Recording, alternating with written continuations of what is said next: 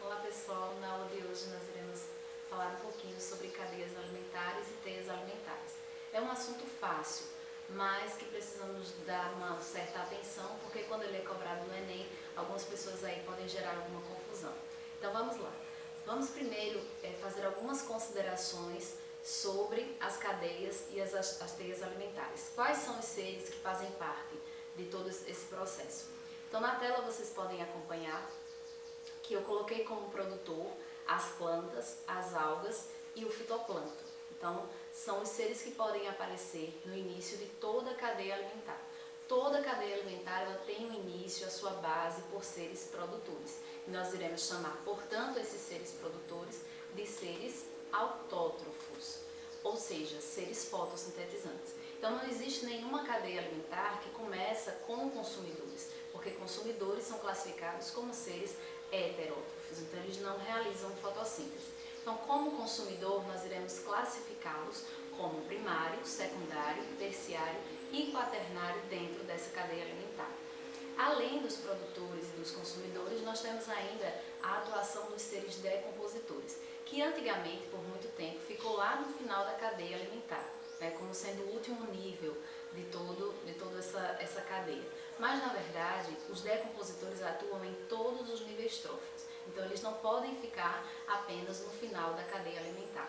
Então, nesse esquema que eu vou mostrar agora, aparece justamente a atuação dos decompositores em todos os níveis tróficos. Então nós temos aqui a energia solar, que é a fonte para que os seres fotossintetizantes realizem a fotossíntese, então são os produtores, Então aqui nesse início da cadeia alimentar nós podemos encontrar as algas, nós podemos encontrar plantas ou ainda os fitoplânctons, que são seres microscópicos aquáticos que realizam fotossíntese.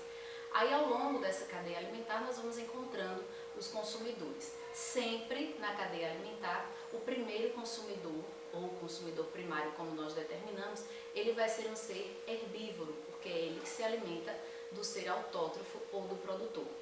Logo em seguida nós vamos ter os seres carnívoros, que vão se alimentar desse herbívoro e por aí vai. Então nós vemos que esta cadeia alimentar, esses níveis tróficos, a matéria ela vai passando de cada nível trófico para outro. E os seres decompositores, eles estão aqui com essas setas indicando que eles atuam em todos esses níveis tróficos. Então isso é de extrema importância lembrar. E vejam que aqui está mostrando que cada nível trófico, em cada um deles, há perda de calor.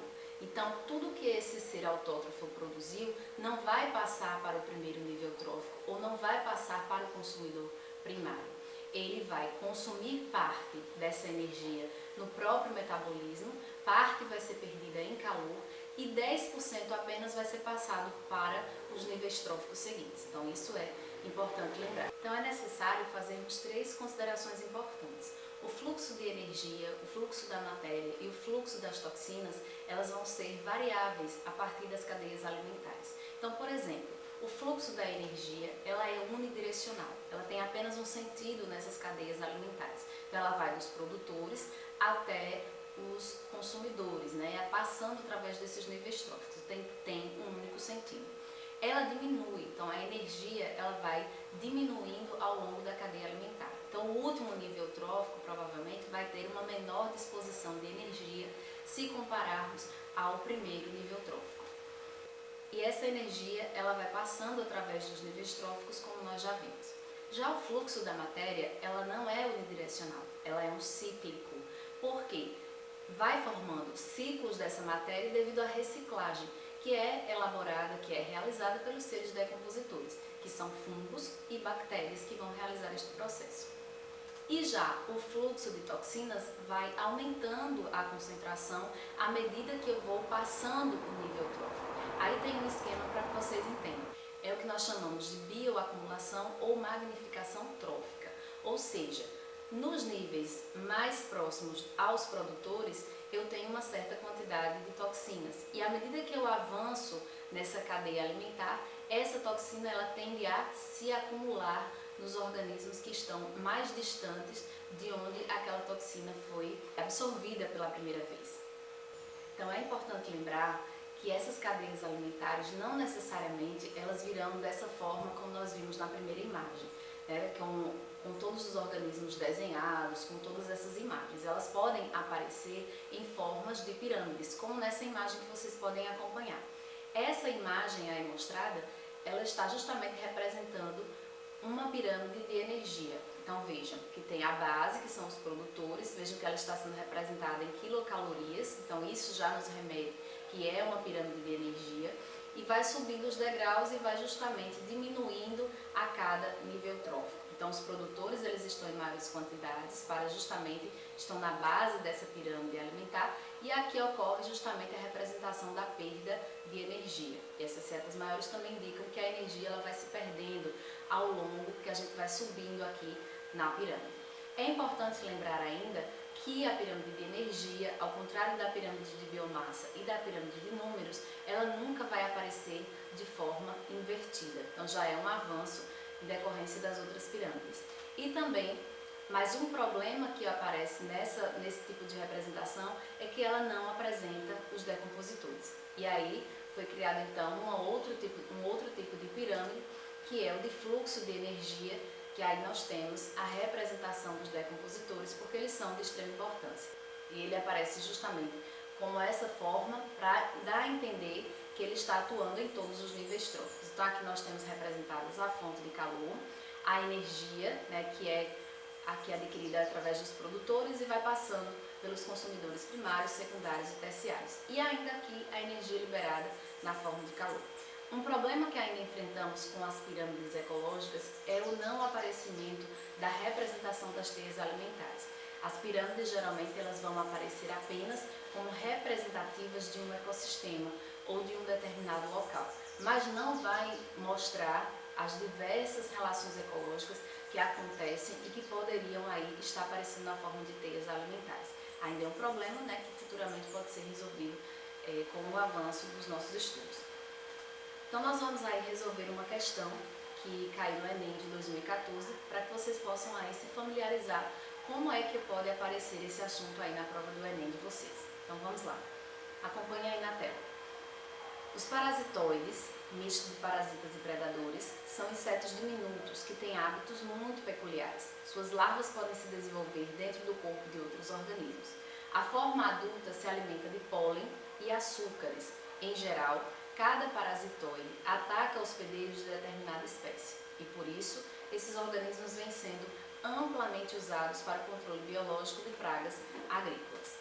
Então, o Enem trazia essa imagem, né, onde nós temos A. Na fase adulta, após a cópula, a fêmea procura o seu hospedeiro e põe um ou mais ovos dentro do seu corpo. B. O ovo eclode e a larva do parasitoide se desenvolve dentro da lagarta. C. A lagarta torna-se pupa, levando o hospedeiro à morte. O parasitoide, após a metamorfose, cava um túnel nos tecidos do hospedeiro e emerge como adulto. A forma larval do parasitoide assume qual papel na cadeia alimentar? Então, antes de você, né, já indicar aqui, olhar as alternativas, é importante você tentar meio que montar uma cadeia alimentar aí do processo que estará acontecendo. Então, se aqui tem uma lagarta, né, ela se alimentava de alguma planta antes de ser atacada por esse parasitoide. Então, existe uma planta, a lagarta e então a mosca, né, que seria aí o parasito, na mosca no sentido, né, mas que aí ele destaca como sendo um parasitoide dessa lagarta. Então, neste caso aí, poderíamos dizer que a mosca estaria ocupando qual nível trófico? Se existia uma planta, essa lagarta ela seria o consumidor primário e essa mosca seria o consumidor secundário. Então vamos lá. Na letra A ele diz consumidor primário, pois ataca diretamente uma espécie herbívora. Não, na verdade quem é o consumidor primário é o próprio animal que é herbívoro, né? Que no caso aí seria a lagarta. Letra B, o consumidor secundário, pois se alimenta diretamente dos tecidos da lagarta. Letra C, organismos heterótrofos de primeira ordem, pois se alimenta de pólen na fase adulta. Organismo heterótrofo de segunda ordem, pois apresenta o maior nível energético da cadeia. Decompositor, pois se alimenta de tecidos no interior do corpo da lagarta e a leva à morte. Nós vimos que os decompositores que nós conhecemos, né, que atuam, são fungos e justamente as bactérias. Então aqui seria letra B, consumidor secundário, pois se alimenta diretamente dos tecidos da lagarta. Então vamos lá responder a segunda questão sobre esse tema. Observem aí. Considere um organismo que esteja posicionado numa teia alimentar exclusivamente como consumidor secundário. Para sua sobrevivência, necessita de água, carbono, oxigênio e nitrogênio. O número mínimo de organismos pelos quais esses elementos passam antes de se tornarem disponíveis, da forma que se encontram em sua fonte na natureza, para esse consumidor secundário será. É importante lembrar os termos aqui usados na questão, exclusivamente como consumidor secundário. Então, ele está falando de uma cadeia alimentar. Então, ele desconsidera que este organismo ocupe outros níveis tróficos. Ele está considerando apenas a ocupação como consumidor secundário. Então, vamos montar aqui mais ou menos uma cadeia alimentar para a gente entender como está ocorrendo o processo. Então, tem uma planta, consumidor primário, e este é o organismo da questão que ocupa o nível trófico como consumidor secundário. Então, vamos lá considerar o primeiro elemento da questão, que é a água. Esse consumidor secundário, ele pode tirar essa água diretamente do ambiente. Então, não necessariamente é um elemento químico que vai passar pela planta ou que vai passar pelo consumidor primário. Então, nós consideramos como um elemento que não passou por nenhum organismo. Então, ou pode ser a letra A, B ou C. Já o carbono, ele necessariamente precisa ter passado pela planta e pelo consumidor primário. Então, eu tenho aí a passagem através de dois organismos para poder chegar no consumidor secundário. O oxigênio, ele vai retirar do ambiente, então não necessariamente vai passar por nenhum nível trófico. E já o nitrogênio, nós vamos ter a atuação aí das bactérias fixadoras de nitrogênio, porque esse organismo não vai poder retirar esse nitrogênio do ambiente e só vai poder extrair do consumidor primário e da planta justamente pela ação das bactérias fixadoras de nitrogênio. Então vai passar pelas bactérias fixadoras, pela planta e pelo consumidor primário. Então 3 níveis tróficos. Então seria a letra B, né? Nenhum, 0 na água, 2 organismos do carbono, 0 de oxigênio e passa por 3 organismos o nitrogênio. Então, dando uma revisada geral, é importante vocês lembrarem, né, que toda a cadeia alimentar, na sua base, nós vamos ter os seres produtores, que são aqueles seres que realizam fotossíntese. A partir daí, nós vamos ter os consumidores, que podem ser consumidor primário, secundário, terciário e assim por diante, dependendo do tamanho dessa cadeia alimentar.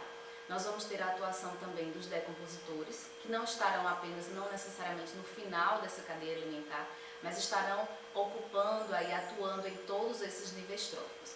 Então, eu espero que vocês tenham gostado da nossa aula e que continuem acompanhando todas as videoaulas até a chegada do Enem. Conto com vocês. Tchau!